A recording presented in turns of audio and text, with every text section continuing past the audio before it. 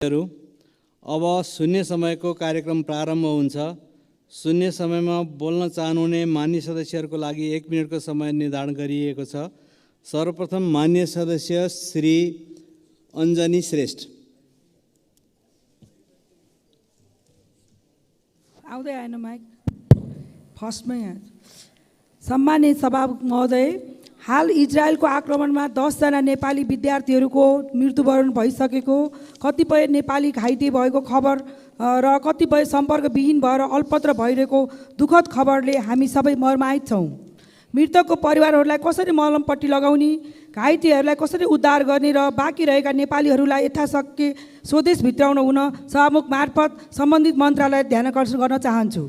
पर्यटन वर्ष 2024 चितवनमा मनाउने तयारी गर्दै गर्दा बाह्य पर्यटक आन्तरिक पर्यटक भित्राउन हाल सडकहरू बन्दै छ, तर कहिले नसकिने हुँदा वैकल्पिक सडक निर्माण गर्नुपर्ने बाध्यता अनुसार नारायणी तीर, राप्ती तीर, माडीको निकुञ्ज छेउछाउ कोरिडोर सडक अत्यावश्यक महसुस हामीलाई लागेको छ। हवाई मार्गबाट पर्यटक भित्राउन हामीलाई त्यति सहज छैन। त्यसकारण काठमाडौँबाट मुगलिङ हुँदै जाने सडकहरू, पोखरा आवत जावत गर्ने सडक, बुटौलबाट आवत जावत गर्ने सडक निर्माण साह्रै सुस्त गतिमा चल्दैछ। आउँदै गरेको चाड पर्वलाई मान्य सदस्य श्री अनिसा नेपाली। सम्माननीय सभामुख महोदय, हवासले इजरायलमा गरेको आक्रमणमा परिसल्यान जिल्ला शारदा नगरपालिका वडा नम्बर 3 का प्रवेश भण्डारी लगायत 10 जना नेपाली दाजुभाइ दिदीबहिनीहरूको मृत्युप्रति हार्दिक श्रद्धाञ्जली अर्पण गर्न चाहन्छु र घाइतेप्रति शीघ्र स्वास्थ्य लाभको कामना व्यक्त गर्दछु। सम्माननीय सभामुख महोदय, नेपालीलाई अपहरण गर्ने हवास समूहलाई सरकारले आतंककारी घोषणा गरेर के बन्दी भएका नेपालीलाई मार्न खोजेको हो? छिमेकी देश भारतले आफ्ना नागरिकको उद्धार गरिसक्यो, तर इजरायलमा घटेको घटनाले आज 3 दिन भइसक्दा पनि नेपाल सरकार मौन किन? सभामुख महोदय, इजरायलमा अल्पत्र परेका नेपाली दाजुभाइलाई उद्धारको लागि म सभामुख मार्फत सरकारको ध्यान आकर्षण गर्न चाहन्छु। धन्यवाद। माननीय सदस्य श्री अब्दुल खान। सम्माननीय सभामुख महोदय, इजरायलमा मृत्युवरण गर्नुभएका नेपाली दाजुभाइहरूप्रति हार्दिक श्रद्धाञ्जली अर्पण गर्दै अहिले त्यहाँ अल्पत्र परेकाहरूको उद्धार राहतको व्यवस्था सरकार गरियोस् भन्ने जोरदार रूपमा माग गर्दछु।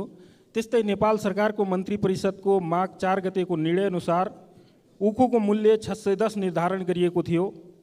उखु सम्बन्धी कार्यविधि 2075 को पहिलो र दोस्रो संशोधन अनुसार 540 उखु मिल र 70 नेपाल सरकार कृषि अनुदान सहयोग दिने निर्णय कार्यविधिले गरेको थियो, तर हालसम्म उखु किसानहरूले सरकारको अनुदान रकम प्राप्त गरेका छैनन्। त्यसप्रति नेपाल सरकारको ध्यान आकर्षण गराउन चाहन्छु र शिक्षा विधेयक मदरसा शिक्षालाई अहिले परम्परागत शिक्षा प्रणाली अन्तर्गत राखिएको छ, यसलाई आधुनिक शिक्षा प्रणालीमा राखियोस् भन्ने जोरदार रूपमा माग गर्दछु। धन्यवाद। माननीय सदस्य श्री अमनलाल मोदी। सामान्य सभामुख महोदय, इजरायलमा दुःखद 10 जना विद्यार्थी जो निधन भएको छ त्यसप्रति म भावपूर्ण श्रद्धाञ्जली अर्पण गर्न चाहन्छु र केही साथीहरू बेपत्ता हुनुहुन्छ विद्यार्थी साथी, त्यसको सरकारले चाँडै खोजी या कूटनीतिज्ञहरूले पहल गरी उद्धार गरियोस्। यसै गरी परिवारजनमा गहिरो संवेदना प्रकट गर्न चाहन्छु र अझै त्यहाँ इजरायलमा देखा परेका कयौँ नेपालीहरू जो उद्धार हुन चाहिरहेका छन् त्यसमा नेपाल सरकारले पहल गरेर नेपाल ल्यायोस् भनेर विशेष अनुरोध गर्न चाहन्छु। साथै नेपालमा अहिले चाडपर्व नजिक आइरहेको बेलामा नेपालमा खाद्य वस्तुहरू विभिन्न त्यसमा चाहिँ चिनी अहिले नेपालमा अभाव भइराखेको छ, छिमेकी देशहरूबाट आयात भइराखेको छैन, त्यसको पनि सरकारले पहल गरोस्, यति भन्न चाहन्छु। धन्यवाद। माननीय सदस्य श्री अमरबहादुर रायबाजी। सम्माननीय सभामुख महोदय, सर्वप्रथम इजरायलमा भएको नेपालीहरूको मृत्युप्रति हार्दिक श्रद्धाञ्जली व्यक्त गर्न चाहन्छु र त्यहाँ भएको अलपत्र परेका नेपालीहरूलाई नेपाल सरकारले तुरुन्त उद्धारको व्यवस्था गरोस् भन्ने म जोरदार माग गर्न चाहन्छु। सम्मानीय सभामुख महोदय, आजकल गाउँघरतिर एउटा कहानी चल्न थालेको छ। मलाई सोध्दै गर्नुहुन्छ मान्यज्यू, अब हामीले उपचार गर्न नपाउने हो कि क्या हो भनेर सोध्न थाल्नुभयो। किन भन्दाखेरि स्वास्थ्य कर्मीहरू कुटाइ खान्छन्, डाक्टरहरू कुटाइ खान्छन्, अनि त्यहाँ भएका बिरामीहरू अलपत्र परेर बस्नुपर्ने अवस्था आएको छ। त्यसले गर्दाखेरि यो अवस्था कहिलेसम्म निर्माण हुने? सन् 2022 को तथ्याङ्क हेर्दा झन्डै 2000 भन्दा बढी डाक्टरहरू देशबाट पलायन भएको अवस्था छ। 23 मा यो दोब्बर तेब्बर हुने अवस्था रहेको छ। सोही अनुसार चिकित्सकहरू पलायन भएको, स्वास्थ्य कर्मीहरू पलायन भएको अवस्था छ। यो अवस्था निर्माण हुँदै जाने हो भने अब नेपालमा स्वास्थ्य सङ्कट अवस्था निर्माण हुने अवस्था आइरहेको छ, स्वास्थ्य सङ्कट सिर्जना हुने अवस्था आइरहेको छ। त्यसै माननीय सदस्य श्री अमृतलाल राजवंशी। सम्मान्य सभामुख महोदय, इजरायलमा हमासको आक्रमणमा परेर 10 जना नेपाली विद्यार्थीहरूको मृत्यु भएकोमा गहिरो दुःख व्यक्त गर्न चाहन्छु र त्यसै गरी मृतकका परिवारजनमा हार्दिक संवेदना व्यक्त गर्न चाहन्छु र घाइतेहरूको शीघ्र स्वास्थ्यको कामना पनि गर्न चाहन्छु। नेपाल सरकारले घटनास्थलमा अलपत्र परिरहेका विद्यार्थीहरूलाई तुरुन्त उद्धार गरियोस् भन्ने पनि म जोरदार माग गर्न चाहन्छु। इजरायल स्थित नेपालको दूतावास बाँकी जुन उद्धार गर्नुपर्ने उनीहरू आज त्यत्तिकै अल्पत्र बसिरहेका छन्, तर दूतावास चाहिँ मुख दर्शक भएर बसिरहेको छ। त्यस कारणले गर्दाखेरि नेपालको जुन दूतावास छ त्यसले तुरुन्त अल्पत्र परेका नेपाली विद्यार्थीहरूलाई उद्धार गर्ने काम गरोस् भन्ने म जोरदार माग गर्न चाहन्छु। धन्यवाद। माननीय सदस्य श्री अर्जुन नरसिंह केसी। सभामुख महोदय, इजरायलमा हालै सिक्दै कमाऊ कार्यक्रममा गएका 10 जना नेपालीको दुःखद निधन हमासको क्रूर आक्रमणबाट भएको छ। म दिवंगत आत्माको चिर शान्तिको कामना साथै शोक सन्तप्त परिवारमा गहिरो संवेदना व्यक्त गर्न चाहन्छु। त्यसै गरी ती 10 जनाको शवलाई तुरुन्त काठमाडौँ ल्याउने र धेरै त्यहाँ आर्तनाद गरिरहेछन् हामीले आफ्नो देशमा फर्काऊ भनेर। तिनीहरूका कार्यक्रम र इजरायलमा रहेका नेपालीहरूको यकिन गरी घाइते भएका र स्वास्थ्य उपचारको व्यवस्था र नेपाल फर्काउनु निम्ति सरकारले तत्कालै युद्ध स्तरमा काम गरोस् र वास्तवमा अहिले पछिल्लो घटनाक्रम कि कुन खालले विकसित भइरहेको छ र झन्डै 1,23,000 विस्थापित छन्, त्यसमध्ये नेपालीहरू कति परेका छन् त्यसको विवरण, पछिल्लो विवरण संसदमा सरकारले प्रस्तुत गरोस्। धन्यवाद। माननीय सदस्य श्री आसमा कुमारी चौधरी।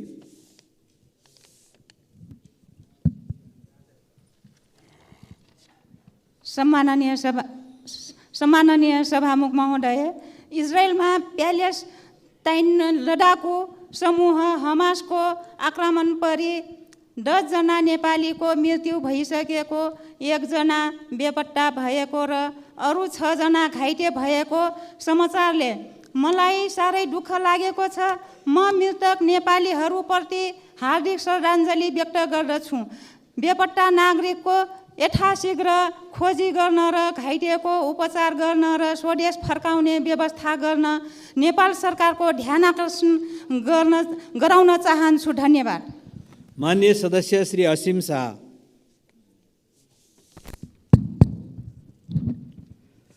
सम्मानीय सभामुख महोदय, इजरायलमा 10 जना नेपालीको मृत्यु भयो, तर यो देशका छोरामाथि आक्रमण त्यहाँको हमासले मात्रै गरेको होइन। यहाँको सत्तामा रहेका हमासहरू पनि त्यत्तिकै जिम्मेवार छन्। देशमा सीमित मान्छेको रजगत छ। देशको साधन स्रोत यिनै हमासको हालिमुहाली छ। देशको कानी यिनी हमासका लागि छ। देशभित्रका हमासको अत्याचार सहन नसके युवा विदेश जान्छन्, उता अर्को हमासले ज्यान लिन्छ। कहिले अफगानिस्तानको भूमिमा, कहिले इजरायलको भूमिमा, कहिले तालिबानको बमको निर्दोष नेपालीको श्वास खोसेको छ। मृत्यु हत्केलामा बोकेर कहिलेसम्म हिँड्ने नेपाली? यसको जवाफ र जिम्मेवारी यो देशमा 33 वर्ष सत्तामा रहेका हमासले दिनुपर्छ र लिनुपर्छ। केही नेपाली सम्पर्कविहीन छन्। यो देशको सरकार यहाँ इजरायली राजदूतसँग याचना गरिरहेको छ। नेपाल सरकारले सिधै इजरायली राष्ट्राध्यक्षसँग किन संवाद गर्दैन? मृतकको लास र बेपत्ताको डाटा राख्ने काम मात्र नगरियोस्। धन्यवाद। माननीय सदस्य श्री ईश्वर बहादुर रिजाल। सम्माननीय सभामुख महोदय, अहिले इजरायलमा जुन प्रकारको घटना घटेको छ र त्यहाँ बङ्करमा होस् चाहे बाहिर होस्, नेपालीहरू दुईटा कुरा पर्खेर बसेका छन्। एउटा उद्धार, अर्को मृत्यु। मृत्यु हमासद्वारा हुन्छ, उद्धार कोबाट हुने हो? नेपाल सरकारबाट हुने हो। यहाँ त महसुस भएन। नेपालमा राज्य छ भन्ने जनतालाई त्यति महसुस छैन। त्यो आपत मृत्युको मुखमा पुगेका नेपालीहरू मेरो राज्य छ, मेरो देश छ भन्ने अनुभूति गराउनु पर्यो सरकारले। त्यसकारण जति सक्दो छिटो तुरुन्त ती नेपालीहरूलाई उद्धार गर्नु पर्यो, उनीहरूको प्राण बचाउनु पर्यो। मेरो देश छ, मेरो राज्य छ, मेरो सरकार छ भन्ने अनुभूति गराउनु पर्यो। म नेकपा एमाले दलका तर्फबाट सरकारको ध्यान आकर्षण गराउन चाहन्छु। भोलि नैबाट उद्धार गरियोस्, नेपालीहरूलाई बचाइयोस्, नेपाल सरकारले नेपालीहरूलाई बचाइयोस् भन्ने म। माननीय सदस्य श्री ईश्वरी घरती। सम्मान्य सभामुख महोदय, इजरायलमा हमासको आक्रमणमा परि 10 जनाको ज्यान गएको घटनाप्रति दुःख व्यक्त गर्दै म मृतकहरूप्रति भावपूर्ण श्रद्धाञ्जली अर्पण गर्दछु र परिवारजनमा चाहिँ गहिरो संवेदना व्यक्त गर्न चाहन्छु। घाइतेहरूप्रति शीघ्र स्वास्थ्य लाभको कामना गर्न चाहन्छु। सभामुख महोदय, के नेपाल सरकार र इजरायल स्थित नेपाली दूतावास कूटनैतिक रूपमा यति कमजोर भएको हो, कूटनैतिक रूपमा फेल भएको हो? होइन भने इजरायलको घटनामा परि घाइते भएकाहरू अथवा त्यहाँ रहेका अन्य देशका नागरिकहरूलाई आफ्नो देशले चाहिँ कूटनीतिक पहल गरेर आफ्नो देशमा फर्काइसके र नेपालका विद्यार्थीहरू मात्र चित्कार गरिरहेका छन्। यति बेला सामाजिक सञ्जालहरूमा बिन्ती बिसाइरहेका छन्, तर नेपाल सरकार हिजो बिहानदेखि खालि तयारी गरिरहेका छौँ भन्छ। खालि मन्त्री परिषदका बैठकहरू, सर्वदलीय बैठकहरू बसिरहेका छन्। प्रधानमन्त्रीले भिडियो कल मार्फत सम्बोधन गर्नुहुन्छ। अहिलेको आवश्यकता त्यो होइन। अहिलेको आवश्यकता भनेको तत्काल उनीहरूलाई चाहिँ नेपाल झिकाउनु पर्छ। तसर्थ म के भन्न चाहन्छु भने यदि नेपाल सरकारले नेपाल फर्काउने मामिलामा सक्दैन भने लिखित रूपमा चाहिँ नेपाल सरकारले हात झिकोस् र। माननीय सदस्य श्री उर्मिला थेवे।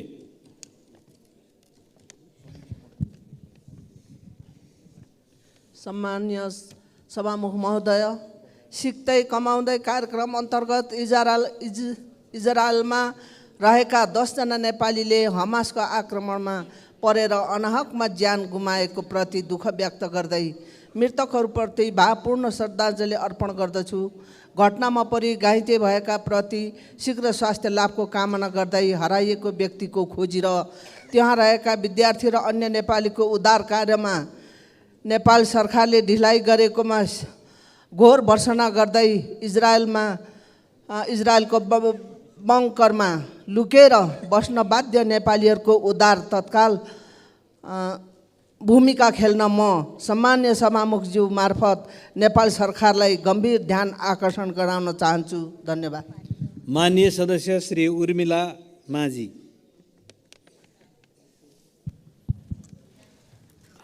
सम्माननीय सभामुख महोदय, सुदूरपश्चिम विश्वविद्यालय कृषि विज्ञान संकायका 10 जना विद्यार्थीको इजरायलमा हमासको आक्रमणमा परि मृत्यु भएको खबरले हामी मर्माहत भएका छौँ।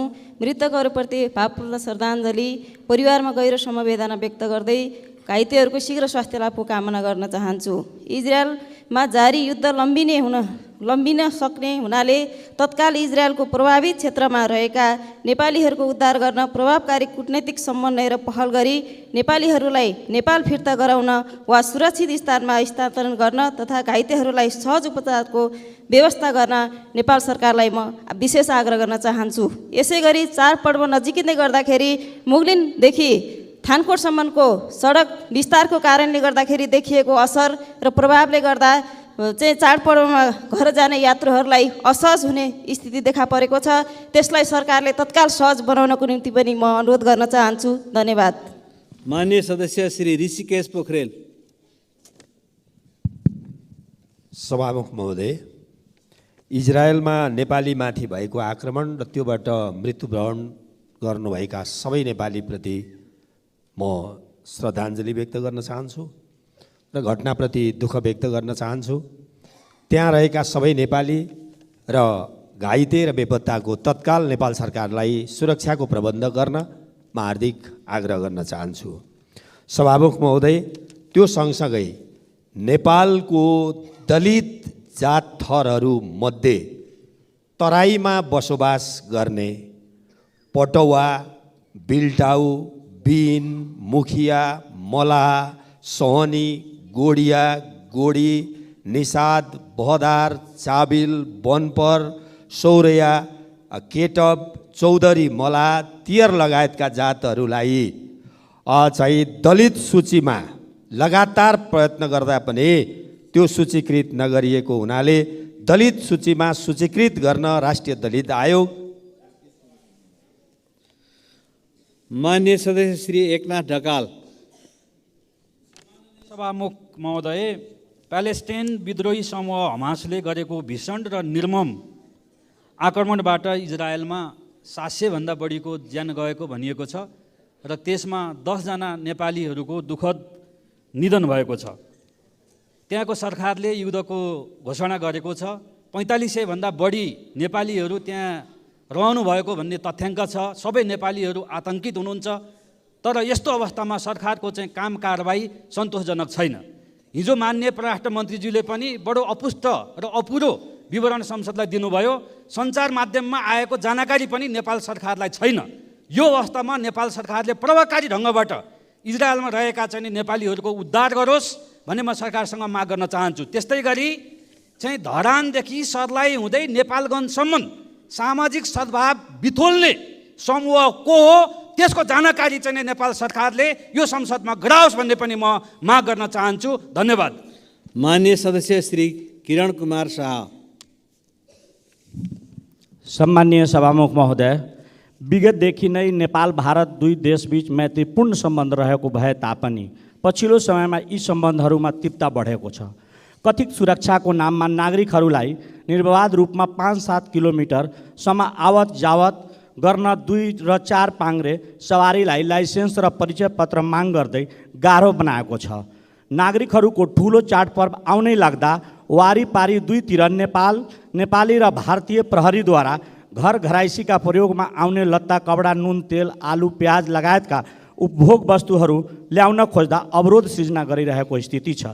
यसले गर्दा सीमा छेउछाउका नागरिकहरूमा डर त्रासको भावना सिर्जना गर्नुको साथै दुई देशबीचको सम्बन्धलाई थप चिसिएको छ। यी र यस्ता समस्याहरू समाधान गरी गरिब निमुखा विपन्न वर्गका नागरिकहरूको लागि दैनिक उपभोग गर्न, वस्तुहरूको ओसार पसार गर्न यथाशीघ्र सहज वातावरण बनाउन सामान्य सभामुखज्यू मार्फत नेपाल सरकारको ध्यान आकर्षण गराउन चाहन्छु। धन्यवाद। माननीय सदस्य श्री गीता बस्नेत। सम्माननीय सभामुख महोदय, इजरायलमा ज्यान गुमाउने 10 जना विद्यार्थीहरूप्रति गहिरो संवेदना सहित घाइतेहरूको शीघ्र स्वास्थ्यको लाभको कामना गर्दै उहाँहरूको परिवारजनमा हार्दिक संवेदना दिन चाहन्छु। सभामुख महोदय, आज 3 दिनदेखि दाना पानी बेगर र कुन अवस्थामा बाँकी रहेका 39 जना मध्ये 10 जनाको मृत्यु भएको छ। बाँकी रहेको बङ्करमा 3 दिनदेखि पानी पनि नपाएको अवस्था छ। सभामुख महोदय, र हामी यहाँ बसेर बृहत छलफल र बृहत मिटिङ गरिराखेछौँ। दुःख लाग्छ, एउटा युट्युबरलाई भारतले चार्टर प्लेन बुक गरेर लिएर आयो भने हाम्रा नेपाली आज धुरु धुरु रोएर बसेर ज्यान जोखिममा हालेर बसिराखेको अवस्था छ। सभा माननीय सदस्य श्री गोकुल प्रसाद बाँसकोटा। सभामुख महोदय, हमासको आक्रमणमा परि मारिएका प्रशिक्षार्थी नेपाली विद्यार्थी प्रति भावपूर्ण श्रद्धासुमन प्रकट गर्छु। उहाँहरूको परिवारजनमा गहिरो समवेदना।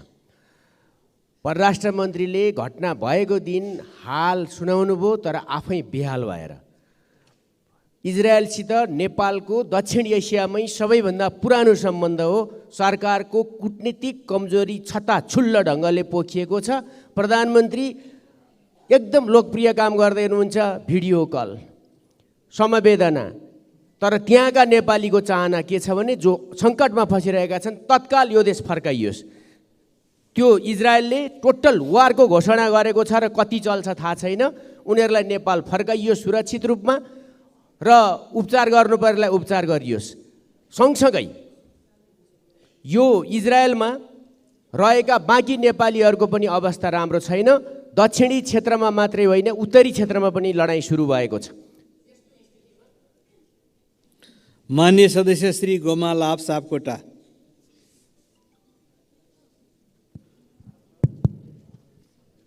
सम्माननीय सभामुख महोदय, इजरायलमा हमास विद्रोहीहरूले आक्रमणमा परि 10 जना नेपालीहरूको निधन भएकोमा गहिरो दुःख व्यक्त गर्दै उहाँहरूप्रति हार्दिक श्रद्धाञ्जली व्यक्त गर्दछु। साथै घाइतेहरूको शीघ्र स्वास्थ्य लाभको कामना गर्दछु।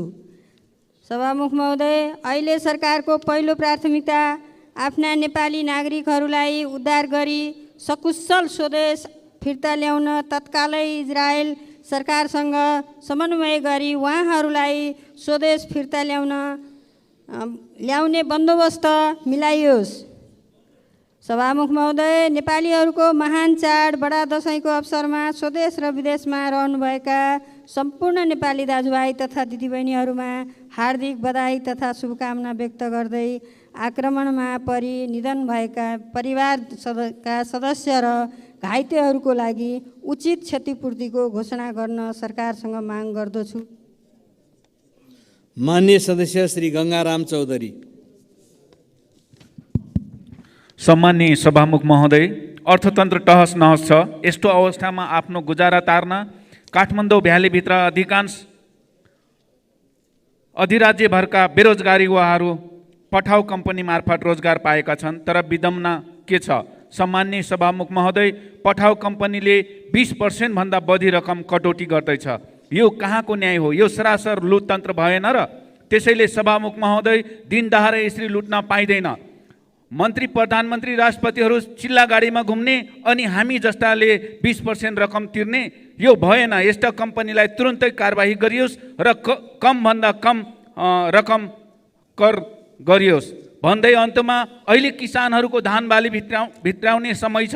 सरकारले धानको मूल्य तोकिसकेको छ। त्यसैले यही महिनाभित्र तुरुन्तै सरकारले तोकिएको धानको मूल्य प्रत्येक स्थानीय पालिकामा खरिद बिक्री प्रक्रिया अगाडि बढाइयोस् र यस वर्ष समयमा धान खरिद बिक्री नभए किसानहरू चुप लागेर बस्नेवाला छैनन्। सम्माननीय सभामुख महोदय, जसको जिम्मेवारी सरकारले। माननीय सदस्य श्री चन्द्रबहादुर विश्वकर्मा। सम्माननीय सभामुख महोदय, हाम्रो समाजमा पछाडि पारेको समुदाय भनेर दलित समुदायलाई भन्ने गरिन्छ। गरिब र विपन्न समुदायको उत्थान र विकास गरिन्छ भनेर सरकारले पटक पटक आश्वासन बाँड्दै पनि आइरहेको छ। आज वर्तमान सरकार प्रधानमन्त्रीले यो सदनमा बोल्नु भएको छ कि दलितको लागि विशेष व्यवस्था गरिनेछ भनेर। तर सङ्घीय मामिला तथा स्थानीय विकास मन्त्रालय मातहत रहेको दलित विकास समिति र वादी विकास समिति 4 वर्षदेखि पदाधिकारी विहीन भएका छन्। अहिलेसम्म कुनै पनि बजेटको व्यवस्था गरिएको छैन। मात्रै 23 जना कर्मचारीको तलब र अफिस भाडा बाहेक त्यसमा 3 जना अधिकृतहरूले तलब पाउन सकिरहेका छैनन्। के यही हो सरकारले ल्याउने खोजिरहेको सुशासन? यही हो पछाडि पारिएको उत्थान र पछाडि पारेको वर्गको उत्थान र विकासको व्यवस्था गर्ने भन्ने कुरा? सम्मानित सभामुख मार्फत सरकारसँग जोरदार माग गर्न चाहन्छु, अविलम्ब दुवै समितिको आवश्यक बजेटको व्यवस्था सहित पदाधिकारी नियुक्ति गरियोस्। होइन भने सरकारले गरिब। माननीय सदस्य श्री चित्रबहादुर केसी। सभामुख महोदय, अब आज म टेराएर हिँड्नै मात्रै लागेको थिएँ, देख्ने मान्छेले भनिहाले। त्यही इजरायलमा चाहिँ मृत्यु हुनेहरूलाई श्रद्धाञ्जली दिन हिँड्नुभएको त होला नि मान्यज्यू भनेर। जनतालाई थाहा छ कि चाहिँ त्यहाँ जान नपर्ने अवस्था हामीले ल्याउन सकेनौँ। त्यस कारणले अब मैले पनि अब ती मृतकहरूप्रति श्रद्धाञ्जली अर्पण गर्न चाहन्छु र अरू के पो गर्न सक्छु र त्यस कारणले सरकारले उहाँहरूको चाहिँ उपकारको लागि ध्यान दियोस्। बागलुङमा 9वटा चाहिँ पालिका छन्। यो दसैँको अवसरमा सरकारले त्यहाँ चाहिँ सुपथ मूल्यका पसल राखेर पालिकामा जनतालाई केही राहत दियोस् भन्ने कुरा सरकारलाई चाहिँ म अनुरोध गर्न चाहन्छु। दोस्रो कुरा, स्थानीय निकायमा गएका निजामती कर्मचारीहरूको बिचल्ली छ। उनीहरू आएर माइती घरमा चाहिँ अब सङ्घर्ष गरिरहेका छन्। हामीले यो प्रणाली अन्तर्गत घर घर चाहिँ अब सरकार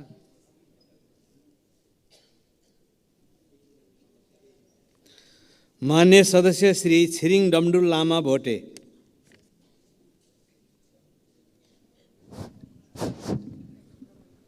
सभामुख महोदय, हालै इजरायलमा हमासबाट आक्रमणमा मृत्यु हुने सम्पूर्ण नेपालीप्रति श्रद्धाञ्जली अर्पण गर्दै उहाँको परिवारजनप्रति समवेदना व्यक्त गर्न चाहन्छु।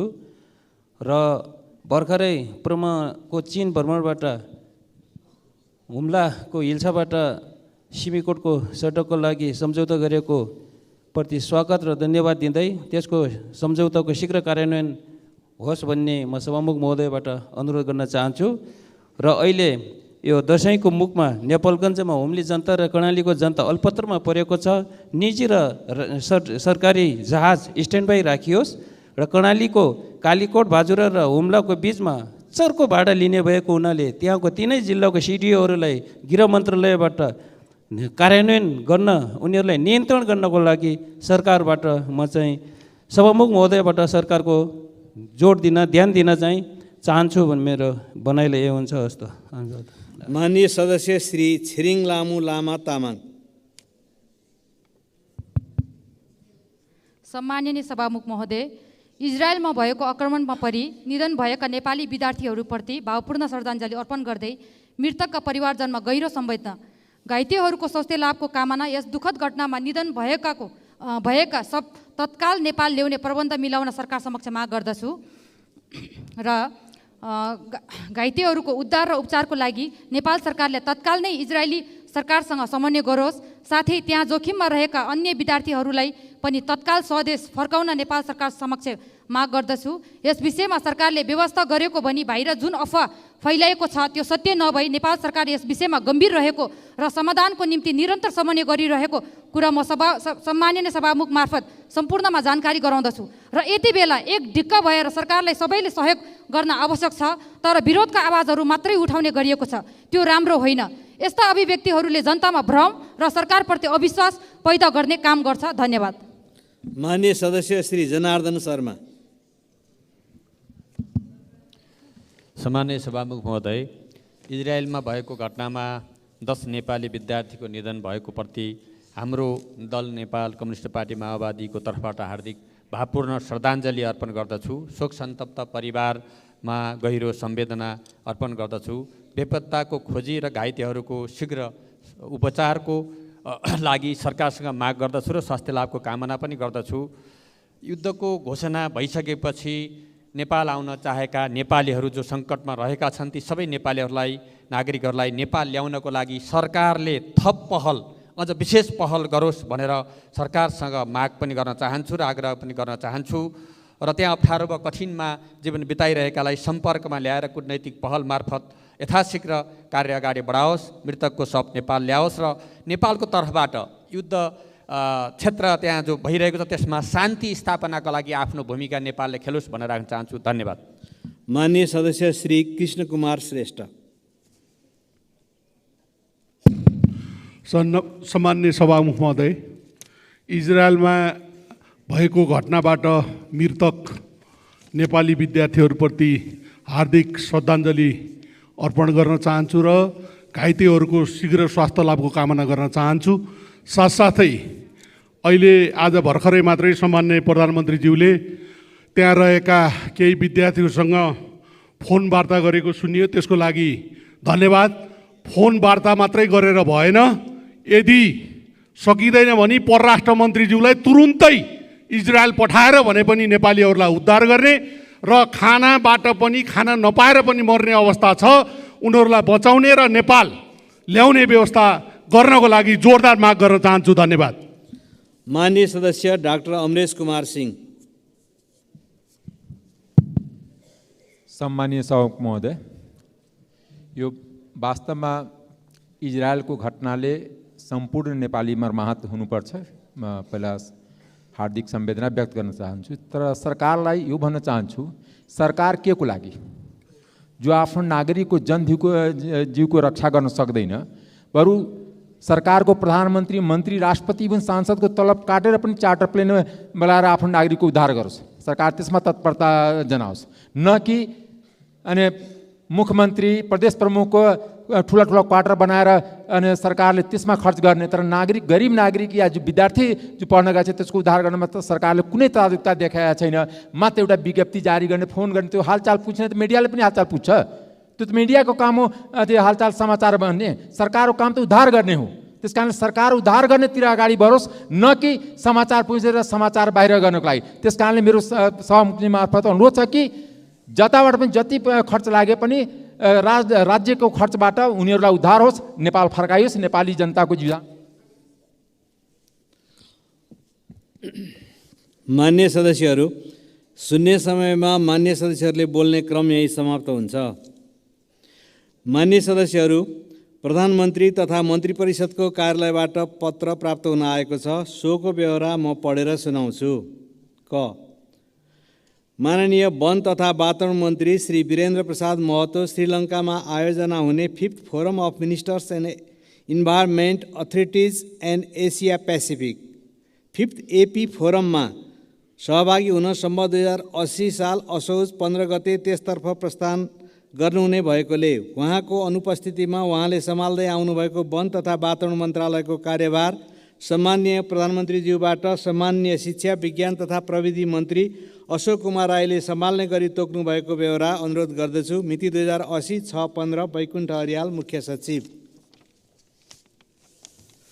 ख, सम्माननीय अर्थमन्त्री डाक्टर प्रकाश शरण महत मोरक्कोमा आयोजना हुने विश्व बैंकको वार्षिक बैठकमा सहभागी हुन सम्बन्ध 2080 साल असोज 22 गते त्यसतर्फ प्रस्थान गर्नुहुने भएकोले उहाँको अनुपस्थितिमा उहाँले सम्हाल्दै आउनुभएको अर्थ मन्त्रालयको कार्यभार सम्माननीय प्रधानमन्त्रीज्यूबाट माननीय कानुन, न्याय तथा संसदीय मामिला मन्त्री धनराज गुरुङले सम्हाल्ने गरी तोक्नु भएको ब्यहोरा अनुरोध गर्दछु। मिति 2080 6-21 बैकुण्ठ अर्याल, मुख्य सचिव।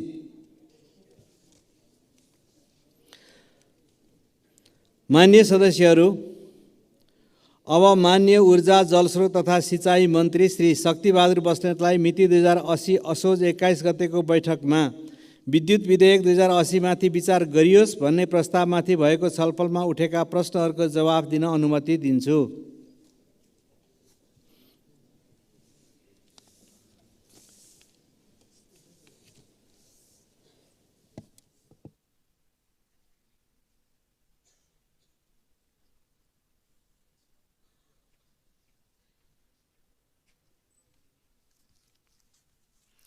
सम्माननीय सभामुख महोदय, सर्वप्रथम विद्युत विधेयक 2080 माथि विचार गरियोस् भन्ने प्रस्तावमाथिको छलफलमा मान्यज्यूहरूले गर्नुभएको छलफल, टिप्पणी, सुझाव र धारणाहरूको लागि म सर्वप्रथम धन्यवाद ज्ञापन गर्न चाहन्छु। निश्चय नै जलस्रोत हाम्रो सन्दर्भमा पूर्वाधार र सेवाको क्षेत्र मात्र नभएर यो आर्थिक क्षेत्रको रूपमा पनि महत्त्वपूर्ण रहँदै आएको छ भन्ने कुरा मान्यज्यूहरूले पनि यहाँ पर्याप्त उल्लेख गर्नुभएको छ र सरकारले पनि यो कुरा भन्दै आइराखेको छ। यही तथ्यलाई, यही वास्तविकतालाई मनन गर्दै नेपाल सरकारले आगामी 12 वर्षभित्र जलविद्युतको विकासको निम्ति, विद्युत ऊर्जा क्षेत्रको विकासको लागि समग्र ऊर्जा विकासको मार्गचित्र र कार्ययोजना निर्माण गरेर अगाडि बढिराखेको छ। हामीले उत्पादन कति गर्न सक्छौँ, उत्पादन कुन कुन प्रोजेक्टबाट हुन सक्छ, त्यसको भार वहन गर्न सक्ने खालको पूर्वाधारको व्यवस्था कस्तो हुनुपर्दछ, हाम्रो आन्तरिक खपतको अवस्था कस्तो हुनुपर्दछ र हाम्रो आन्तरिक खपतको व्यवस्थालाई व्यवस्थित गर्नको लागि वितरण प्रणाली कस्तो हुनुपर्दछ, बचत भएको हाम्रो विद्युतको खपतको लागि व्यापारको अवस्था कस्तो हुनुपर्दछ र व्यापारको व्यवस्था कस्तो हुनुपर्दछ, यो सबै काम गर्नको लागि हामीलाई आवश्यक पर्ने लगानीको व्यवस्थापन कसरी हुन्छ र कसरी गर्नुपर्दछ, लगानी सहित उत्पादन, प्रसारण, वितरण, व्यापार लगायत यो लगानी समग्र व्यवस्थापनको निम्ति हामीलाई आवश्यक पर्ने नीतिगत कुराहरू के, नीतिगत व्यवस्था, कानुनी व्यवस्था, संरचनागत व्यवस्था कस्तो हुनुपर्दछ र त्यसको निम्ति आवश्यक सुधार के गर्नुपर्दछ भन्ने विषय समेतलाई समेटेर हामीले ऊर्जा विकासको मार्गचित्र र कार्ययोजना निर्माण गरेका छौँ। हामीलाई के विश्वास छ भने आगामी 12 वर्षभित्रमा 28,000 प्लस मेगावाट क्षमता बराबरको विद्युत उत्पादन गर्न सकिने अवस्था हामीले प्रक्षेपण गरेका छौँ। यो कुनै यसलाई तथ्याङ्कले सपोर्ट गर्छ, तथ्याङ्कले ब्याकअप गर्छ, यसलाई तथ्यले ब्याकअप गर्दछ र त्यसको निम्ति हामीले एउटा स्पष्ट कार्ययोजना पनि निर्माण गरेका छौँ। त्यसैले मान्यज्यूहरूले भन्नुभयो जस्तै नेपाल जलस्रोत नेपालको आर्थिक विकास र समृद्धिको लागि अत्यन्त धेरै पोटेन्सियल भएको क्षेत्र हो। यसको सदुपयोगको निम्ति सरकार गम्भीर हुनुपर्दछ, सरकारले गम्भीरतापूर्वक यसलाई प्राथमिकीकरण गर्नुपर्दछ भन्ने कुरामा पर्याप्त ध्यान दिँदै आइराखेको छ। यो सम्भव छ। हिजो पनि मान्यज्यूहरूले भन्नुभएको थियो केही वर्ष अगाडि मात्र हामीसँग 1000 मेगावाट थियो, त्योभन्दा अझ अलिकति केही वर्ष अगाडि जाने हो भने 200-400 मेगावाट थियो, आजका दिन 3000 मेगावाट छ। 15 वर्ष अगाडि 23-24% जनसङ्ख्याको मात्र विद्युत सेवामा पहुँच थियो, आजका दिन 98% जनसङ्ख्याको विद्युत सेवामा पहुँच छ।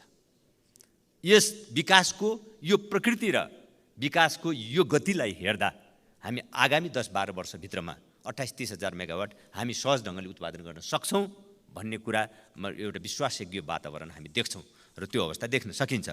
त्यसैले सम्माननीय सभामुख महोदय, विद्युत क्षेत्रको सुधार, परिवर्तित सन्दर्भ र आवश्यकता, आन्तरिक खपत वृद्धिको स्थिति योजना, यो समग्र अवस्थालाई ध्यान दिएर विद्युत आयोजनाहरूको विकास र सञ्चालनको लागि विद्युत सम्बन्धी ऐन 2080 यहाँ प्रस्तुत गरिएको हो।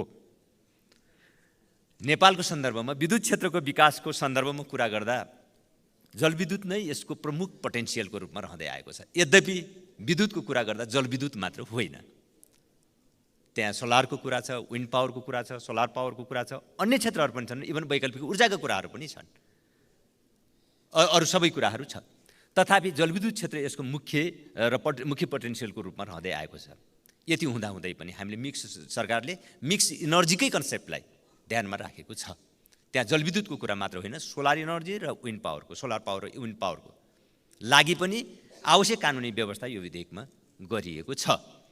र त्यसैले यो विद्युत सम्बन्धी विधेयक हो। फेरि अब वैकल्पिक ऊर्जा प्रवर्धन केन्द्र मार्फत सञ्चालन हुने अन्य आयोजनाहरूलाई व्यवस्थित गर्नको लागि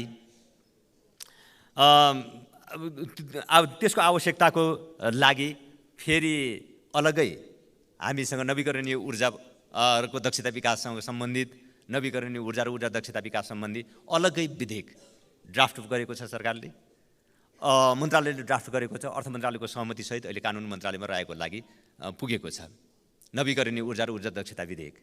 जलस्रोत सम्बन्धी विधेयकको अवस्था पनि मन्त्रालयले ड्राफ्ट गरेर समग्र जलस्रोतको, अघि यहाँ मान्यज्यूहरूले समग्र जलस्रोतको व्यवस्थापनको बारेमा पनि यहाँ कुराकानी राख्नुभएको थियो।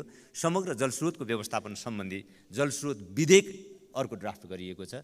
जलस्रोत विधेयक पनि मन्त्रालयले ड्राफ्ट गरेर अर्थ मन्त्रालयको सहमतिसहित अहिले कानुन मन्त्रालयमा रहेको लागि पुगेको अवस्था छ। छिट्टै जलस्रोत सम्बन्धी विधेयक र ऊर्जा दक्षता र नवीकरणीय ऊर्जा र ऊर्जा दक्षता सम्बन्धी विधेयकहरू संसदमा प्रस्तुत हुनेछन्, सदनमा प्रस्तुत हुनेछन्, म यो विश्वास दिलाउन चाहन्छु। सम्माननीय सभामुख महोदय, अब यो विद्युत सम्बन्धी विधेयक 2080 मूलत नेपालको संविधानले व्यवस्था गरे अनुसार हामी सङ्घात्मक प्रणाली र सङ्घात्मक शासन व्यवस्थालाई यसले मार्गदर्शनको रूपमा मानेको छ। त्यसकारण ठुला जलविद्युत आयोजनाहरू, ठुला विद्युतका आयोजनाहरू सङ्घीय सरकारले व्यवस्थापन गर्ने, 25 मेगावाटभन्दा माथिका प्रदेश स्तरका कार्यक्रमहरू प्रदेशले व्यवस्थापन गर्ने र साना जसलाई 5 मेगावाटभन्दा मुनिका आयोजनाहरू स्थानीय तहले व्यवस्थापन गर्ने, हाम्रो संवैधानिक व्यवस्थाको सम्मान गर्दै, हाम्रो संवैधानिक व्यवस्थाको मार्गदर्शनलाई पछ्याउँदै यो व्यवस्था गरिएको छ। यो एउटा सैद्धान्तिक धरातलमा यो रहेको छ। दोस्रो कुरा, हाम्रो संवैधानिक व्यवस्थाको गरेको मार्गदर्शन र त्यसको सैद्धान्तिक मार्गदर्शन छ। 3 खम्बे आर्थिक नीति छ, सार्वजनिक, निजी र सामुदायिक। साझेदारीको जो सैद्धान्तिक मार्गदर्शन छ संविधानको र संवैधानिक व्यवस्थाको, त्यसलाई यो विधेयकले अवलम्बन गरेको छ र त्यसलाई मार्गदर्शनको रूपमा यसले लिएको छ। त्यसकारण अब यहाँ यो भ्रम नरहोस्, यसले कुनै एउटा कम्पोनेन्टलाई मात्र समातेर हिँडेको छैन। यसले सम्पूर्ण जिम्मेवारी राज्यले वहन गर्ने यो मात्र कुरा गरिराखेको छैन। यसले सम्पूर्ण जिम्मेवारी एउटा कुनै निश्चित सेक्टरलाई प्रदान गर्ने यो मात्र पनि कुरा गरिराखेको छैन। हाम्रो संवैधानिक व्यवस्थाको मार्गदर्शन जे हो र स्पिरिट जे हो त्यसलाई यसले आत्मसात गरेको छ। यस दृष्टिले हेर्दा हामी के कुरामा स्पष्ट छौँ भन्दा राज्यले केही एक्सक्लुसिभ राइट्सलाई प्रयोग गर्ने अवस्था even market economy absolutely market इकोनोमीलाई अवलम्बन गरिराखेका मुलुकहरूले पनि केही एक्सक्लुसिभ राइटहरू राज्यले आफूसँग राखेको हुन्छ। हामी 3 खम्बे आर्थिक नीतिको कुरा गरिराखेका छौँ, त्यसकारण केही एक्सक्लुसिभ राइटको कुरा यहाँ सरकारले प्रयोग गर्न सक्ने व्यवस्था यो विधेयकभित्र छ। यद्यपि यी सबै विषयहरूमा हामी दफावार छलफलको क्रममा यो संसदको सम्पत्ति पनि भइसकेको कारणले मान्यज्यूहरू हामी दफावार छलफलको क्रममा यी सबै विषयमा छलफल गर्न सक्नेछौँ। तर यो सैद्धान्तिक स्पिरिटलाई हामीले यहाँ यसले अवलम्बन गरेको छ। मैले यति कुरा गर्न खोजेको। त यति हुँदाहुँदै पनि अब विगतको तुलनामा यसले निजी क्षेत्रलाई अझ प्रोत्साहित गर्ने, हतोत्साहित होइन, हतोत्साहित गर्ने भनेको त विगतको अवस्थाबाट रिग्रेसिभ पनि होइन। यो कतिपय मान्यज्यूहरूले यसलाई रिग्रेसिभ पनि भन्नुभयो, यो रिग्रेसिभ होइन। हिजोको व्यवस्थाभन्दा यो पछि हटेको छ भने रिग्रेसिभ हुने हो। हिजोको अवस्थाभन्दा यो पछि हटेको छैन। निजी क्षेत्रलाई प्रोत्साहन गर्ने हिसाबले हेर्ने हो भने पनि हामीले त्यहाँ भने पूर्वाधार निर्माणको सन्दर्भ होस्, व्यापार वितरणको क्षेत्रमा होस्, व्यापारको क्षेत्रमा होस्, निजी क्षेत्रको लागि यसले जुन स्पेस क्रिएट गरेको छ यसले आजको हाम्रो आवश्यकतालाई, हाम्रो आजको अवस्थालाई यसले ठिक ढङ्गले आत्मसात गरेको छ। किनकि राज्यसँग मात्रै पनि सबै कुराको व्यवस्थापन गर्ने क्षमता छैन। त्यो क्षमता मात्र पनि होइन, हाम्रो संविधानले गरेको मार्गदर्शन यति मात्र पनि होइन।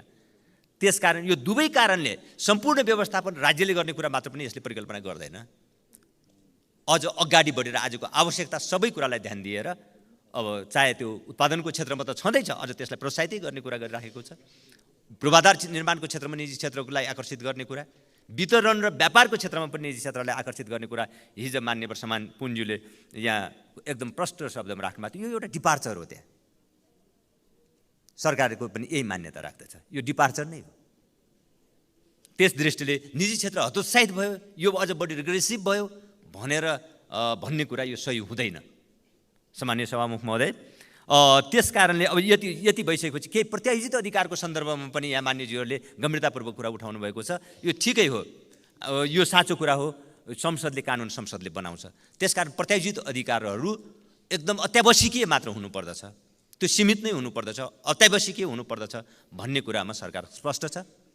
त्यसकारणले कतिपय प्राविधिक विषयहरू, कतिपय तात्कालीन गर्नुपर्ने निर्णयहरू, कतिपय कन्टेक्चुअल्ली गर्नुपर्ने निर्णयहरूको सन्दर्भमा हरेक विषयवस्तुहरू कानुनमा नै व्यवस्था गर्दा त्यसमा संशोधनको लागि समय सापेक्ष संशोधन गर्दै अगाडि बढ्नुपर्ने स्थितिमा प्रत्येक पटक संसदमा आइराख्नुपर्ने परिस्थिति नरहोस् भन्नका लागि कतिपय प्राविधिक र कतिपय चाहिँ त्यस्ता समय सापेक्ष विषयवस्तुहरूलाई र कन्टेक्चुअल विषयवस्तुहरूलाई तोकिएको व्यवस्था बमोजिम गर्ने गरी नियमावलीमा व्यवस्था गर्ने यो सामान्य परम्पराकै कुरा हो।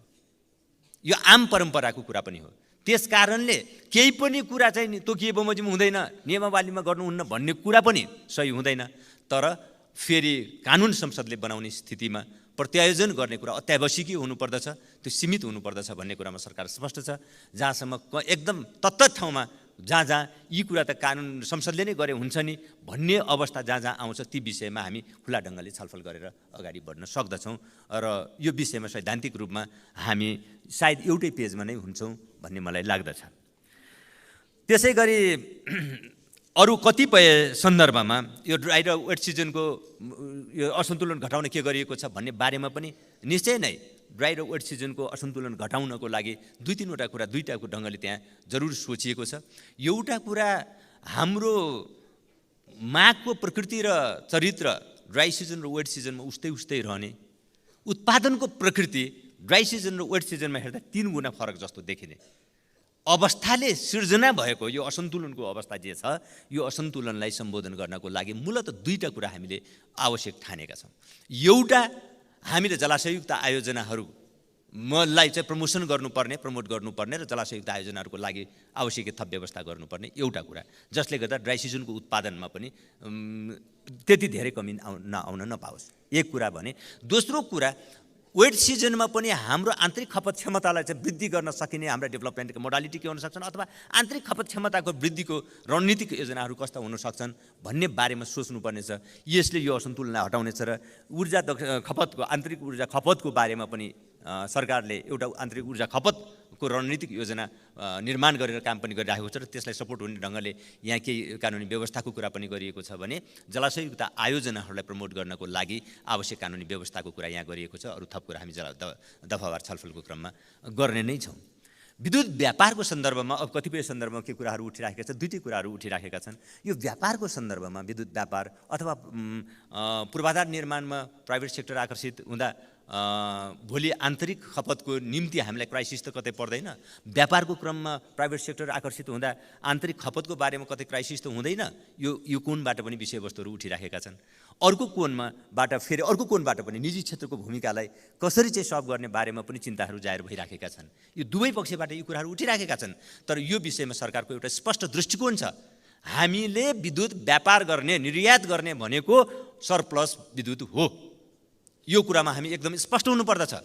नेपालको आन्तरिक खपतबाट सरप्लस हुन गएको विद्युत मात्र हामी निर्यातको कुरा गर्दछौँ र यो सरप्लस हो भन्ने कुरा निर्क्युल भइसकेपछि मात्र त्यो अन्तर्देशीय व्यापारको क्रममा प्रवेश गर्ने भएको कारणले यसले चाहे त्यो हामीले पूर्वाधारको क्षेत्रमा गरिने त्यो खुला पहुँचको कुरा होस्, चाहे व्यापारको क्षेत्रमा खुला पहुँचको कुरा गरिराखेका छौँ, यसले समस्या उत्पन्न गर्दैन भन्ने कुरामा हामी स्पष्ट छौँ। किनकि सरप्लस हो कि होइन भन्ने कुराको निर्क्युल एउटा निश्चित इन्टिटीबाट हुनुपर्ने व्यवस्था भइसकेपछि यी तपसिलका समस्याहरू समाधान भएर जान्छन् भन्ने हाम्रो विश्वास छ र त्यो तदनुरूप नै यो कानुनी व्यवस्था भएको पनि छ। त्यसैले यो समस्या आउने अवस्था रहँदैन।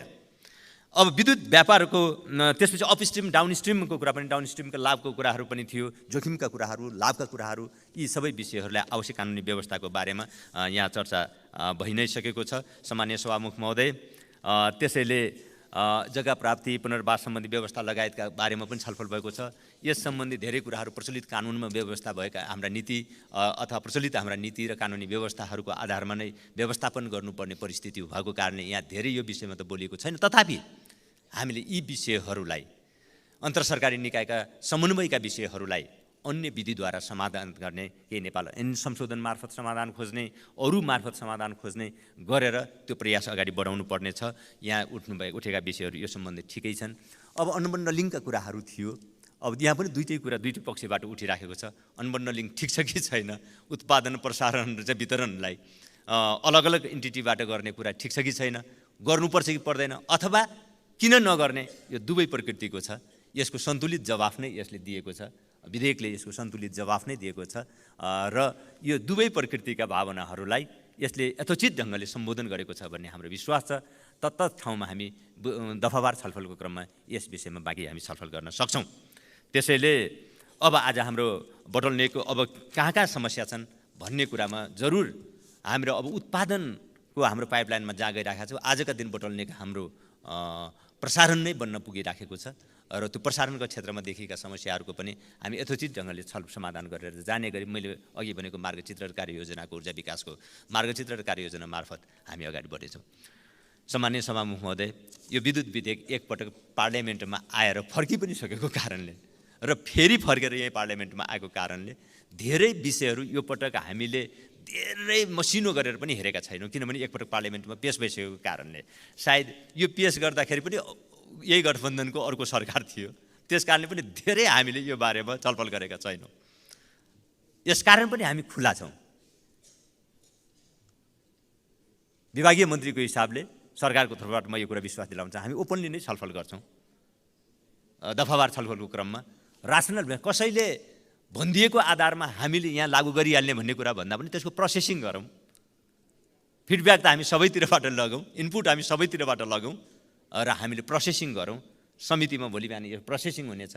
प्रोसेस त्यहाँ समितिमा भएर आवश्यक विषयहरू, अत्यावश्यक कुराहरू रासनल बेसमा हामी केही विषयहरूलाई खुला ढङ्गले एउटा निष्कर्षमा पुग्दै अगाडि बढ्न सक्छौँ हामी। अब यो विश्वास म मान्यज्यूहरूलाई सभामुख महोदय मार्फत दिलाउन चाहन्छु र थप विषयहरू मान्यज्यूहरूको पनि यसमा महत्त्वपूर्ण यो विधेयकलाई कानुनी रूप लिने बेलासम्म गइपुग्दा यसलाई अझ व्यवहारिक बनाउनको लागि, यसलाई अझ वैज्ञानिक बनाउनको लागि, यसलाई अझ पूर्ण बनाउनको लागि यहाँ सबैको पनि योगदान हुनेछ भन्ने मैले विश्वास लिएको छु र यही कुरा सहित मेरो भनाइ टुङ्गाउँछु। हस्त, धन्यवाद।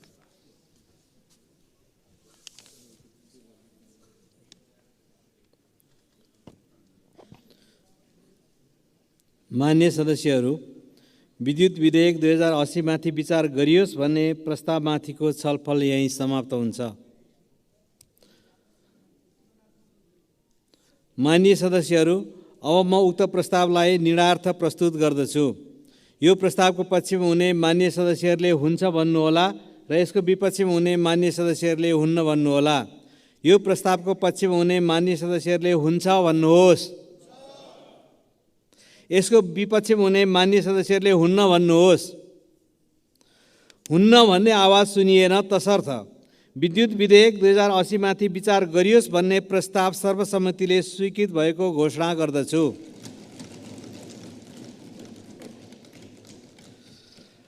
मान्य सदस्यहरू, विद्युत विधेयक 2080 माथि प्रतिनिधि सभा नियमावली 2079 को नियम 112 बमोजिम संशोधन पेश गर्न चाहनुहुने मान्य सदस्यहरूले 72 घण्टाभित्र विधेयक शाखा प्रतिनिधि सभा सङ्घीय संसद सचिवालय सिंहदरबारमा दिन सक्नुहुनेछ। मान्य सदस्यहरू, प्रतिनिधि सभाको अर्को बैठक 2080 साल असोज 25 गते बिहिबारको दिन 1 बजे बस्ने गरी यो बैठक स्थगित हुन्छ।